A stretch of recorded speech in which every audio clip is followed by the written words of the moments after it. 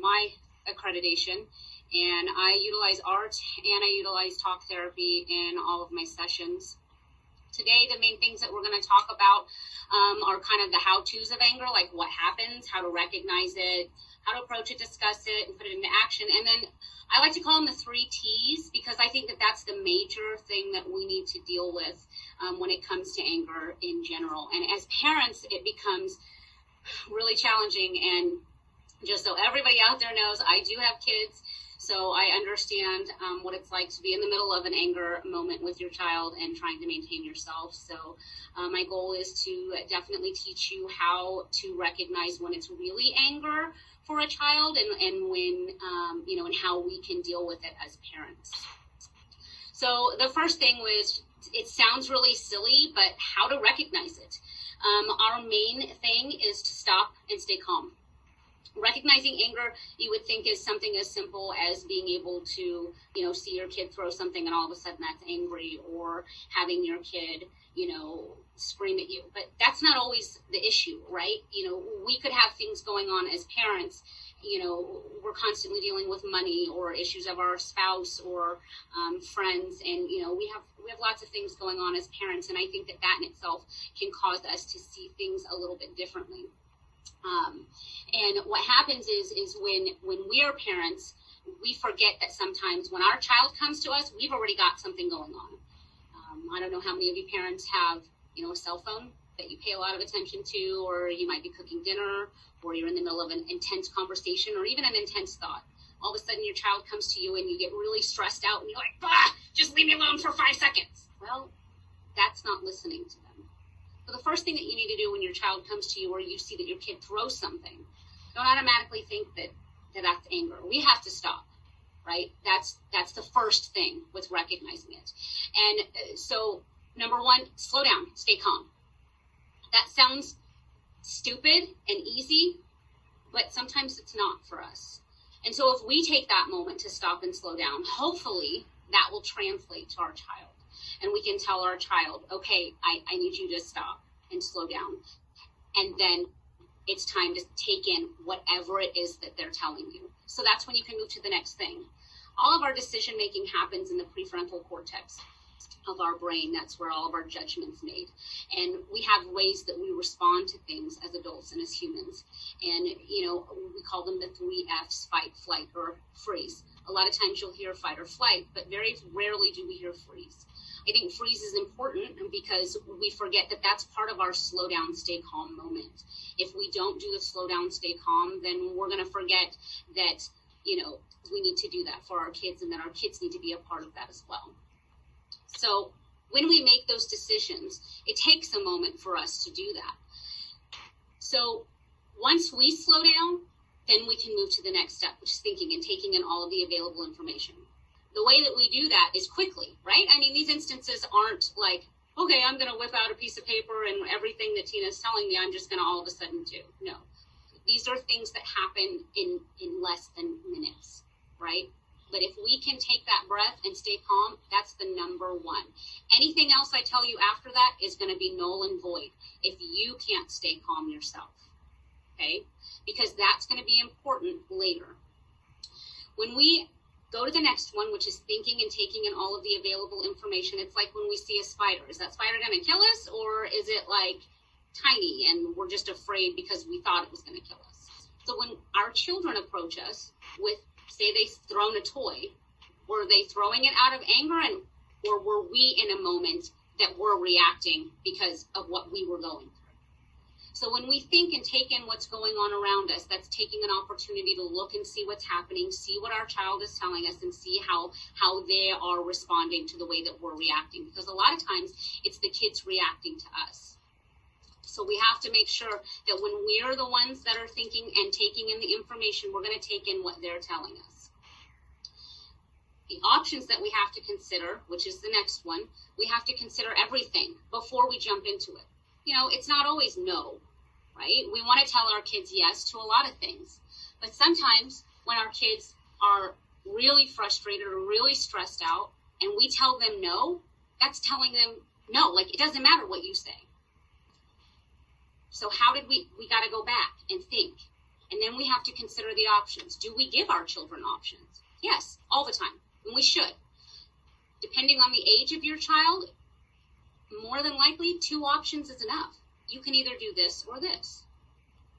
That's going to help them see that they do have options. If we just automatically tell them no, or automatically take away the toy, or automatically jump in and save them, they're not going to have the opportunity to move forward with it and be able to really start making good decisions.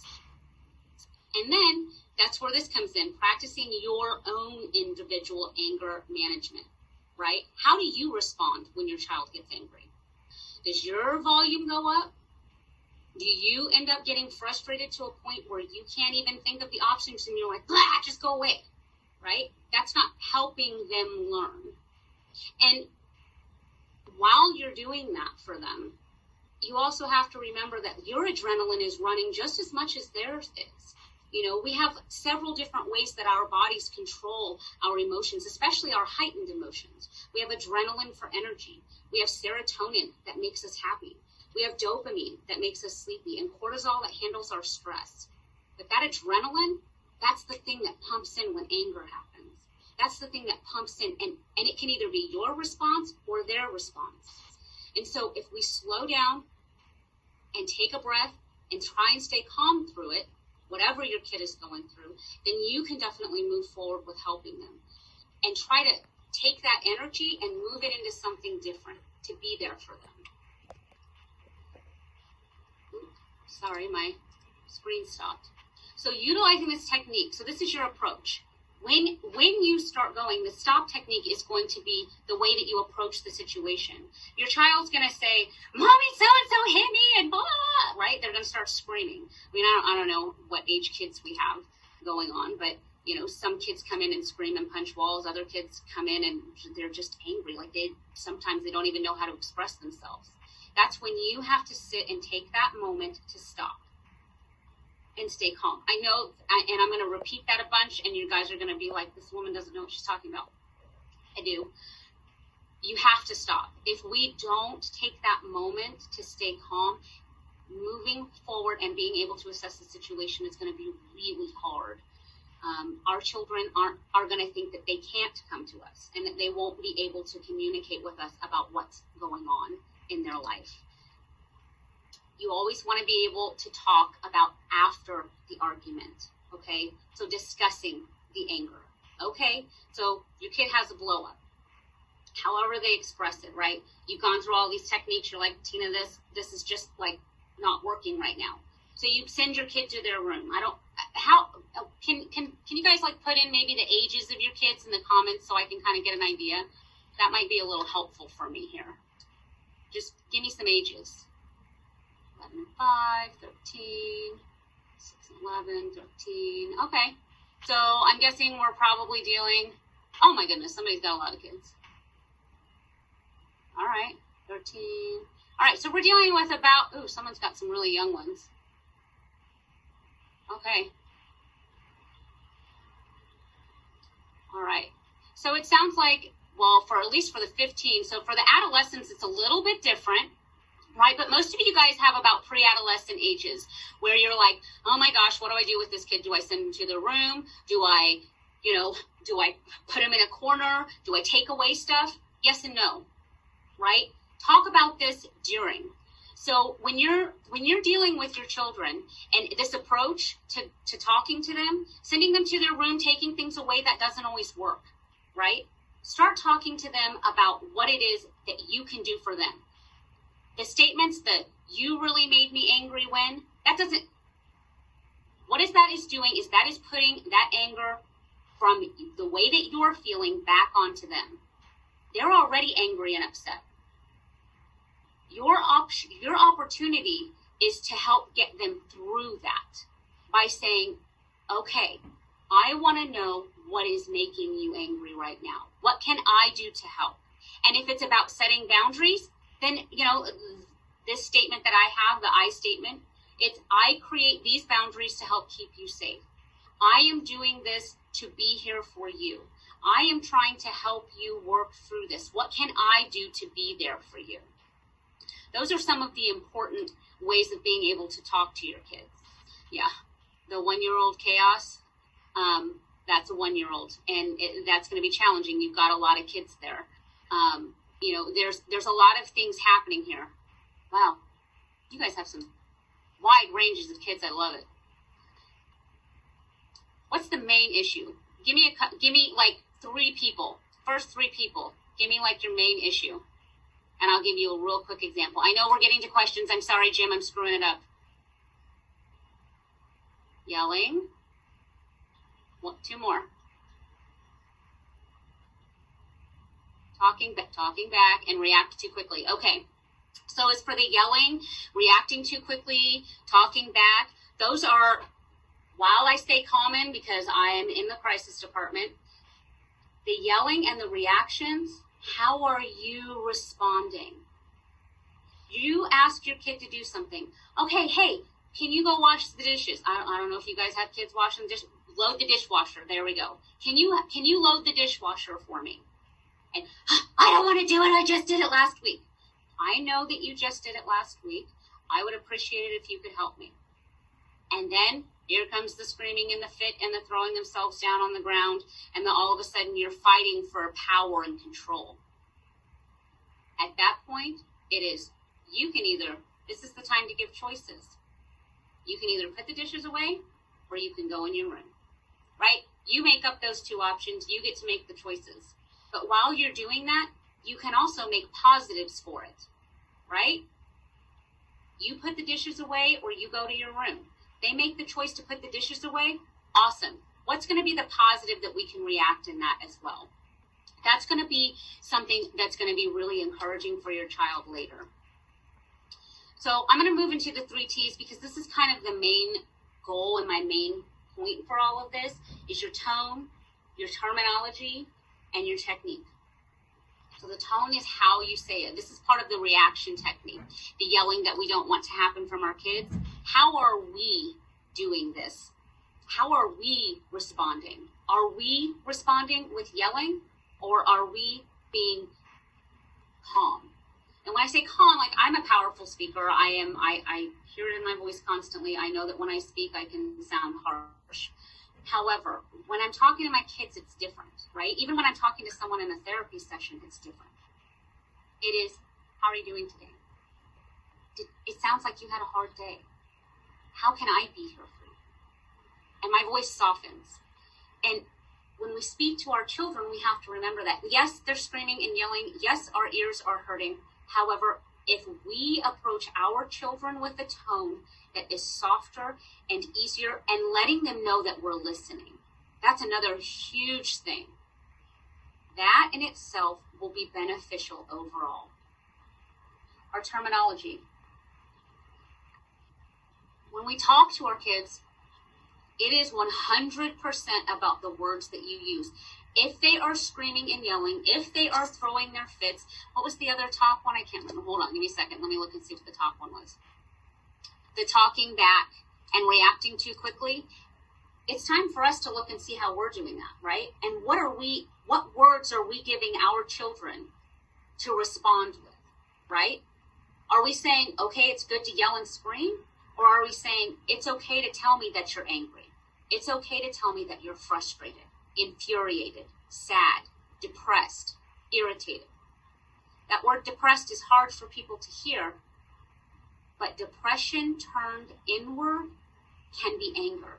Anger turned inward will turn into depression. Let that sit for a second and think.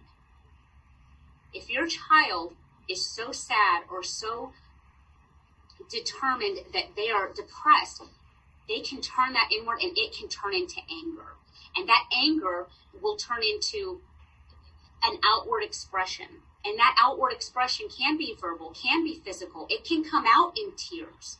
And those are the ways that you start being able to recognize. It goes back to that feeling. And then all of a sudden they don't know the words to say and you're dealing with a fit beyond and you're like, I don't even know what to do with you right now.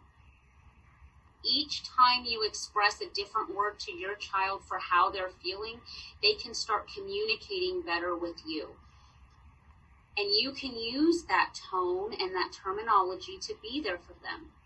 Are you feeling angry right now? How can I be here for you? What can I give you? A hug. Touch is a major thing for children. Okay, they're going to say, no, I don't want you to touch me. Are you sure you don't want a hug? I'm here if you want one. Those are ways to be there for your kid when they're in an angry fit. And I can hear parents right now, I know no one's writing in, but I can hear you right now saying, why am I going to give my kid that attention that they want? Because behavior is telling you that they need something. That something in an angry moment could simply be a hug and a listening ear. Even if they're little, almost especially if they're little, they may just want somebody to hug them and to hold them and to be there with them. And I know that it stinks to have that 2-year-old, 1-year-old, 4-year-old just like glued to your side. Think about it when you were that age. Is that what you wanted? Is that what you needed? That may be what they need. And the techniques, like how are you going to utilize it? Where are you going to start implementing it? How often are you going to do it? Is this something that you just do sometimes, only when they have fits? No, never. Do it all the time, right? Think about the way that you're talking to your child. Think about when you get angry, how you approach your child. Think about how you react to anger itself, or any emotion for that matter. Your child is watching you. They watch the way that you respond. They watch the way that you respond to other people. When you're sitting in a vehicle, if you're sitting in a vehicle and you respond with angry fists and screaming curse words, when they go home, how are they going to respond? Angry fists and screaming curse words? Or, well, that sucked. It's about how you utilize the information that you take in. And not just for your child. It has to be for the other people around you as well. People in your life, people that you care about, and people that you don't. Because those are the ways that your children are going to start bringing it to you. Yeah. That's short and sweet and simple, and basically because I'd rather just get to the questions, because I know that you guys have a lot of questions, and that's just kind of easier for me. Yeah, if folks have questions, you are well. We've still got 7 minutes until 7 o'clock. Folks have some questions that they would like Tina to address. Go ahead and send those in the chat box. Tina will kind of try to help you keep those sorted, moderate that. Okay. Any questions from anyone at all? Maybe something a little more specific than what Tina talked about? 2.5-year-old throws the worst fits every single day, all the day long, just screams. How many people are in the house? Stephanie, if you want to unmute yourself, and you can let Tina know what's going on.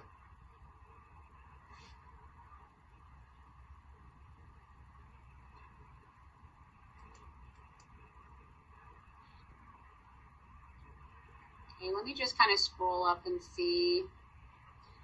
Here we go. We've got another one there, Tina. Okay, Erica, you want to go ahead and unmute? Let's start with you. The kid lies and doing so deeply yourself and gets so angry, and the consequences for kids like show up. How 13-year-old adopted daughter has rad. Yeah. Whoa. Misty, do you have volume on your computer? Yeah, I'm on my phone. Oh, beautiful. Go for it. My 9-year-old attacks people whenever he's hurt, even if it's doing roughhousing. Mm-hmm. And he'll recently has been more towards his brother, who is almost 5 and autistic. Oh, wait, so how do I help him express without causing pain to others? Okay, I'm sorry. I had you confused with Molly. Okay, so Misty, can you tell me again, how old is your child? 9. And he is on the spectrum, is that correct? No, my 5-year-old is. Oh, your 5-year-old's on the spectrum, and the one that you have the issues with is the one that's, can you just repeat yourself? I apologize. He's 9. He's got ADHD, PTSD, and anxiety. Mm-hmm. And anytime he gets hurt, even if it's during roughhousing, mm-hmm. he attacks others. and recently it's been towards his brother, who is autistic and doesn't understand he's hurting the older kid. So he doesn't understand why the older one is hurting him. Okay, how is he at school? The same. The same? Okay. Is he currently in therapy? At the moment, I can't find one he'll talk to for more than 5 minutes. Okay, and that's okay. Sometimes it's going to take a long time for him to be able to make that connection with someone, especially if he continually bounces from therapist to therapist. I would work on structure specifically with him about, specific times of the day. And roughhousing, while it can be a fun thing and a fun interactive way of being able to get that physical touch, it sounds like he's utilizing that in an inappropriate way, obviously, and especially when he starts, using it even more harshly towards other kids. You don't want him to start turning that on you. I would recommend definitely finding a therapist for him that would be willing to work with him, even short term, finding community services that he can get into, like CPST, which is a community-based psychological therapy. And someone comes to your house, and possibly even getting him on the SED waiver. What? It's called the SED waiver, which is, it's going to sound really bad when I say the phrase, but it's severely emotionally disturbed waiver, which what that does is that actually just gets them more services. And so I don't know, are you here in Topeka? No, I'm in Wichita, Kansas. Okay, so they may have a community center there that you would be able to, when you do get him lined up with a therapist that you'd like to keep him with, the community center there should be able to get you set up with more services so that he can go out into the community and get more modeling of the appropriate behavior. Yeah, the name escapes me, but there is a community mental health center right there in Wichita, a really good one. So I would hope that they could at least get started on getting you the help that you and your kids can. Would that by chance be the Mental Health Association? No, it's ComCare, ComCare. No. We've done ComCare. Okay. We filed ComCare quickly. Oh. The idea was more medications. And it may be appropriate to find a play therapist if there's one in the area. Play therapy and art therapy and music therapy are really good. Any of the expressive therapies, so you're going to hear me root for that 100%. The expressive therapies are actually really important. What that does is that offers a child an opportunity to really have an outlet to get it out. Art is Yes, and he does. I just gave him gel pens and coloring books, and for his birthday, he's getting a drawing kit. Wonderful. So I agree. Another really good one, if you can do canvases and paint, that can be inexpensive, although it can be messy. And then there's also clay.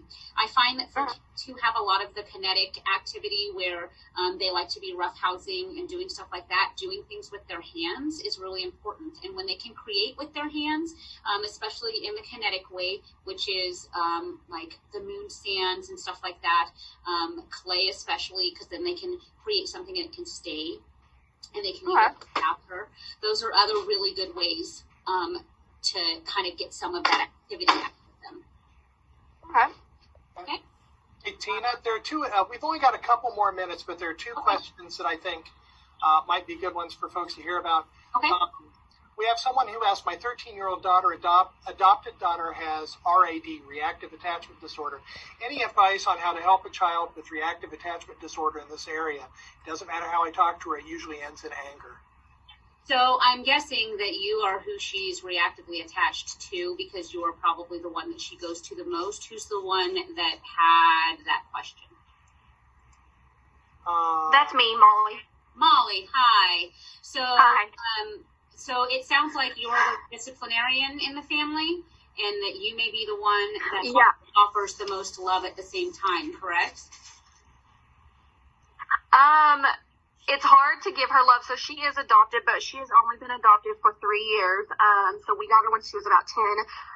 So still, honestly, with kids with RAD, that is still very new, even though it sounds like a long time. But yes, I work from home. I have two younger ones who are 4, and then I also have a daycare. And so there's a lot of jealousy towards the daycare kids. And just with RAD, I'm super familiar with it. But I don't really, we're desperate. She's actually inpatient right now in a hospital because of some behavior that she has been doing, and it's her 6th inpatient stay since we've had her. I just don't know what else to do. We've taken trainings. This isn't my first rodeo, and I just don't know what to do to kind of help. So one of the things that I, because I'm in crisis, I do actually deal with a lot of children who have been diagnosed with RAD. One of the things that you really need to remember is that you're not doing anything wrong as a parent. People are trying to be there for you, and that those behaviors are not going to be seen as much with everybody else as they will with you specifically. And I know I'm not telling you anything that you don't know, but for the people out there who don't understand reactive attachment, it is very much directed towards the people that are there for them the most. The thing that I can tell you the most is just continue to be the advocate that you're being for her and for her behaviors.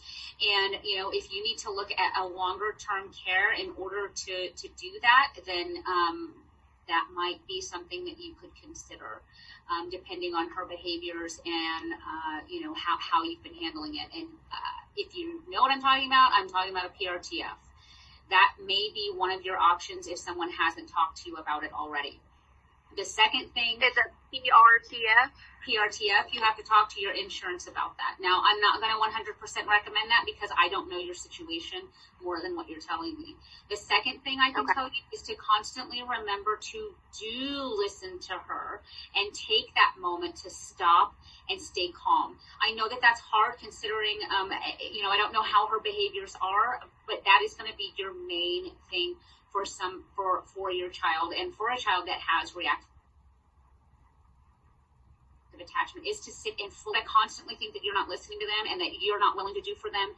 But by sitting and listening, that's going to show that you are. And, she may have a tone, she may have an attitude, and it's going to be directed at you. And it's remembering for you specifically to slow down and stay calm. It's that first line of stop. Nothing else works. Yeah. You get control of that. Okay. I know it's. It sounds like you understand. It's honestly it's harder. It's easier said than done. She's very physical with me, so staying calm sometimes is really hard whenever I want to react because she is putting her hands on me and being just very destructive. It's she's very high on that RAD spectrum, so it is. Very hard. And I'm not saying to sit and stand back and take that physical aggression, definitely not. But trying to remember to utilize the I statements. I'm trying to be here for you. I want to listen. I want to hear what you have to say. That's going to be a whole lot better than saying, don't hit me. Don't do this to me. This hurts me, right? It's I'm here for you. I am willing to do this with you. I know you're hurting. I want to do this, and it may escalate her a little bit, and it may. However, it's the hands up. I'm here for you. Yeah. And I think it's going to take time. It's definitely going to take time. But I love the information you've given. That is a special niche.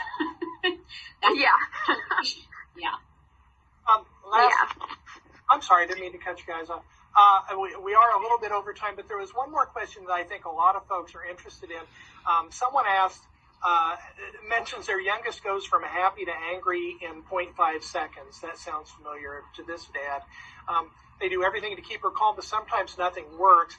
I'm sure it's because she's overstimulated because so many people around and COVID school schedules, etc.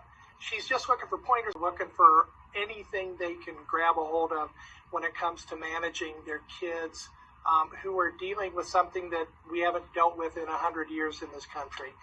Tina, what do you have to say about that? And then I think we'll wrap things up. Okay.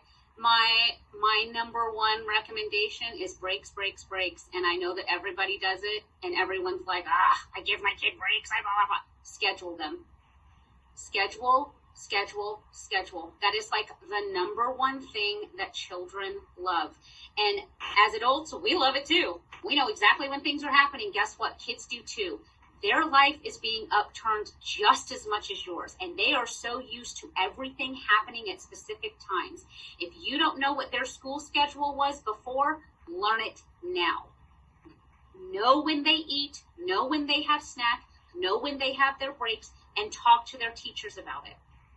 If you are capable of being able to utilize a very similar schedule to what they have at school, and they can anticipate that that's what's going to happen at home, that will lessen your time period.